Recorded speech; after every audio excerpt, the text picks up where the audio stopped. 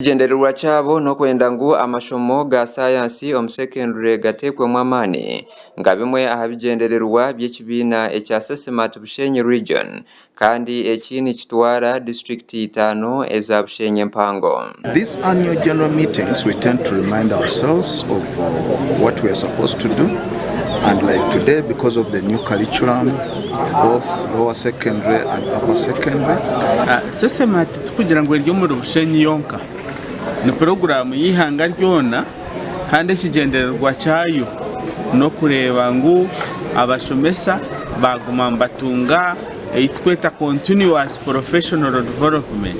Mode Moses Ronald arukurira Sesmat aharurengo rw'ihanga hasi ya ministry by'ubwegese n'emizano yatshoborora oku ministry eriyo neyetebekanso kureba ngo bagira ebikwato ebirukumara new curriculum aharurengo rwahaya.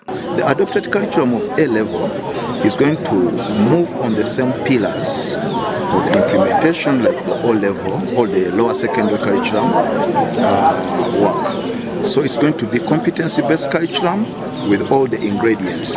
So all the salient approaches are going to be adopted in the upper secondary curriculum. Sime Beatrice owabireho DEO Buhweju district kandi owabirari omujyenyi mukuru ashabire abakuru b'amashomero okwikara betebekanisize nyensya yabo baheza okumuremero ya government. Preparing for retirement is really very important, and there is nobody who cannot prepare despite the little salary that you have. Even if you are getting maybe 1 million, you can keep aside some money for your retirement. Otherwise, I also want to remind both private and government that you need also to abide by the government programs. Tuliamureba Denesi chairman wa Sesmat ecyanga cya Bushyenyi ashabire bakuru b'amashomero okugumana bashashurira omubwire ebishare bya Sesmat ezirabahwere na mnonga omuntendeka y'abashomesa.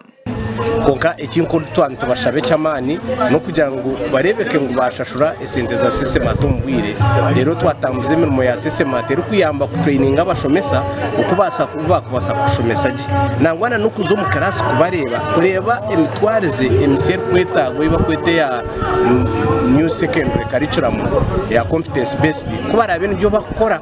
Aha mushomono gogumwe habireho okuronda general secretary w'ekibineki nabandi bebembezi bwa nyuma yo kuhindura owabira general secretary Juliet Muhuzora government kumuha obwa commissioner bwa senior. Batungo mukisa twasibura nomwe wabira general secretary witu wa Sesmat wabare head teacher wabwera nyanje obahiro bwa commissioner, so nacho cyaba kirunje munonga kushemererwa nawe agwo kushanga ngo Omuri twe akaba lifted yaza revenue. Gasha kwa Olivia na Sasra Omuri Bushyenyi.